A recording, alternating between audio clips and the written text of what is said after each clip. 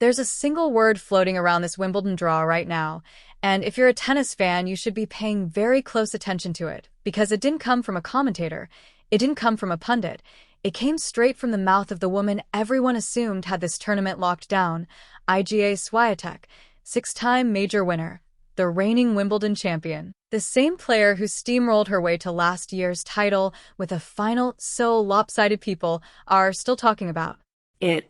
This week, sitting in front of reporters ahead of her next match, she was asked the standard question you'd expect a dominant champion to brush off with a smile and a soundbite. Instead, she stopped. She actually thought about her answer. And what came out wasn't confidence.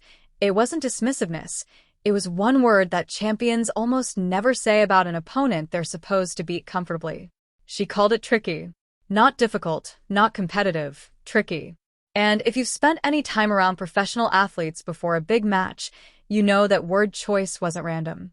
So let's slow down and actually unpack what's going on here, because by the end of this you'll understand exactly why a four-letter word from the most feared woman in tennis has people talking. This Saturday, on center court at the All England Club, 18-year-old Eala walks out for what might be the biggest match of her career so far. She's never made it to the second week of a major, and now she's got a shot at doing exactly that against, arguably, the most well-rounded player in the sport today. Getting to this point wasn't a walk in the park either. Her opener was comfortable enough. Straight sets, no real drama. Round 2 was a different story. She dropped the first set and had to dig herself out of a hole to survive in 3. Zoom out further, and her grass season overall tells an even wilder story. 13 wins against only 4 defeats. Inside that stretch of wins are some genuinely eye-opening scalps. A top 2 ranked player, a top 8 ranked player, someone who just hoisted a trophy at one of the sport's biggest grass tune-up events, and maybe the wildest one of all, a win over the exact player who had knocked Serena Williams out of the tournament only days before. All of that packed into roughly 6 weeks. On a surface she barely had any real experience playing on before this summer even started. Now compare that to what Świątek is bringing into this match. Nobody's arguing about her resume, the trophies, the records, the dominance on clay speaks for itself. But her build-up to grass this year has been almost non-existent.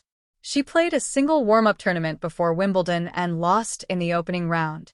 That's the entirety of her preparation. Her first actual win on grass this whole season didn't happen until she stepped onto court here in round 2, and even then it took over an hour to get it done. 1 match. 1 win.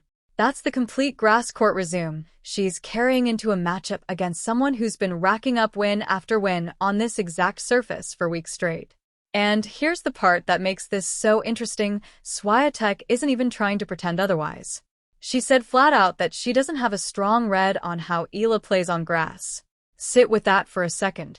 The best player in this entire draw, a 6-time Grand Slam winner, is walking into a third-round match admitting she doesn't fully know what she's stepping into.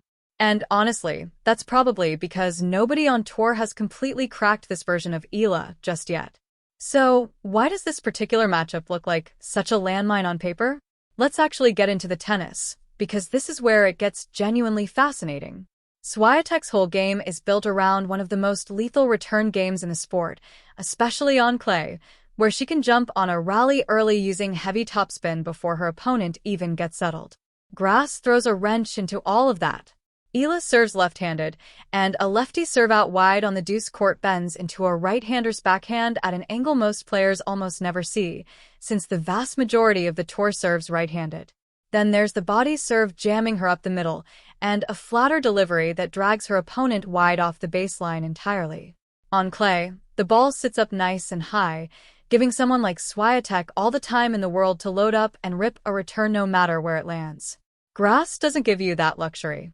The ball stays low, it comes in fast, and there's no time to reset your feet or your swing. She's walking in to face a serve style she's openly said she hasn't studied much, on the one surface that punishes even a split second of hesitation more than any other. And that's before we even get to the second half of what makes Eala so dangerous, her unpredictability.